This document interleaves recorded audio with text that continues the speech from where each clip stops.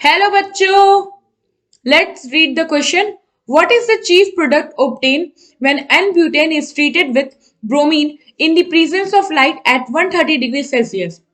Option A, option B, option C and option D. So question में हमें क्या पूछा है कि जब हम एन ब्यूटेन को ट्रीट करते हैं Br2 के साथ in the presence of light at 130 degree Celsius, तो हमें चीफ प्रोडक्ट यानी कि मेजर प्रोडक्ट क्या मिलता है. तो हम इसको इसके रिएक्शन से समझते हैं. हमारा एन ब्यूटेन हो गया CH3, CH2, CH2, CH3. ये है हमारा एन ब्यूटेन. क्वेश्चन में क्या है कि हम इसको Br2 के साथ ट्रीट कर रहे हैं इन प्रेजेंस ऑफ लाइट. सो यहां पे Br2 के साथ ट्रीट कर रहे हैं लाइट के प्रेजेंस में, तो ये क्या इंडिकेट कर रहा है कि यहां पे हो रहा है हमारा फ्री रेडिकल ब्रोमिनेशन.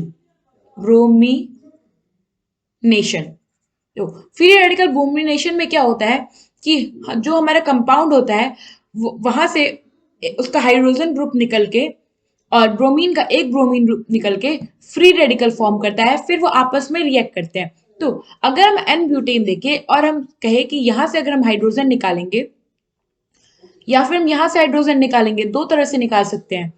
सेम अगर यहां से भी निकाले तो सेम चीज ही पड़ जाएगा. ये भी क्योंकि 1 डिग्री कार्बन है, ये भी 1 डिग्री कार्बन है, ये 2 डिग्री कार्बन है, ये 2 डिग्री कार्बन है. तो या तो इधर से निकाल सकते हैं 1 डिग्री से या 2 डिग्री से निकालते हैं. अगर हम यहां से निकालेंगे तो सेम पहले वाली ही चीज हो जाएगी. तो हमारे पास यहाँ दो तरह के प्रोडक्ट बन रहे हैं. पहला बनेगा CH2 free radical, CH2, CH2, CH3 along with this Br free radical. और हमारे पास और नहीं, हम ये कह सकते हैं कि ऐसा बन रहा है CH3 CH free radical, CH2 CH3. अब क्या होगा, ये जो ब्रोमीन है ये हमारा ऐसे टूटेगा. ये है Br2, ये है Br2. यहां अगर फ्री रेडिकल करना है तो एक एक इलेक्ट्रॉन ये लेके चले जाएंगे, तो हमें कुछ ऐसे ब्रोमीन मिलेगा फ्री रेडिकल के साथ. नाउ अगर हम देखें तो एक ये जो ब्रोमीन फ्री रेडिकल है वो जो हमारा कार्बन फ्री रेडिकल था इसके साथ जाके बॉन्ड बना लेगा. सेम यहां पे भी बॉन्ड बना लेगा और इसके साथ साथ हमें HBr भी निकलेगा अगर हम ये एक रिएक्शन लें और हम ये एक रिएक्शन लें. तो ना इसमें था कि चीफ प्रोडक्ट कौन बनेगा. तो ये देखिए, यहाँ पे जो हमारा कार्बन फ्री रेडिकल बना था ये 1 डिग्री था और यहाँ पे हमारा जो कार्बन फ्री रेडिकल था वो 2 डिग्री था. और अगर हम स्टेबिलिटी की बात करें कार्बन फ्री रेडिकल में, तो 3 डिग्री वाला सबसे ज्यादा स्टेबल होता है, फिर 2 डिग्री वाला, फिर 1 डिग्री वाला, फिर 0 डिग्री वाला. तो यहाँ पे 2 और 1 में हमारा 2 ज्यादा स्टेबल है. तो जब हमारा जो फ्री रेडिकल है ये जितना ज्यादा स्टेबल बनेगा, मतलब इसकी स्टेबिलिटी जितना ज्यादा बनेगी, वही प्रोडक्ट जो होगा वो मेजर बनेगा.